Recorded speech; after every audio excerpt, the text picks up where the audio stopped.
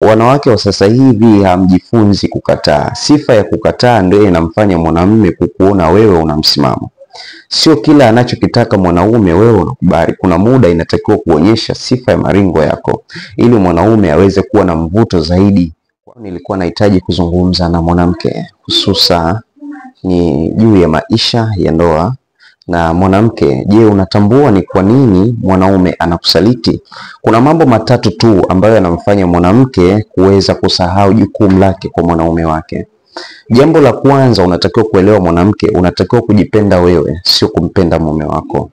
Jambo la pili, mwanamke, unachotakiwa kulielewa ni kwamba unatakiwa kuwa na mapozi kwa mume wako.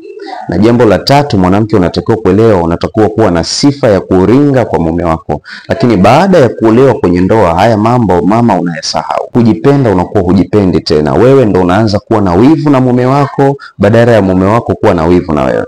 Jambo la pili, unaacha mapozi kabisa. Sekta ya mahaba unahamishia kwa watoto baada ya kuwapata. Unasahau mume wako anahitaji umeme. Kumbuka mwanaume anahitaji charge. Tunapata umeme pale tunapochomeka. Sasa kama endapo mwanaume hapati muda sahihi wa kuweza kukutana na wewe mke wake, kumhendo, kumlea, ina maana hawezi kudumu ndani, atatoroka tu. Maringo, wanawake wa sasa hivi hamjifunzi kukataa. Sifa ya kukataa ndio inamfanya mwanamume kukuona wewe una msimamo.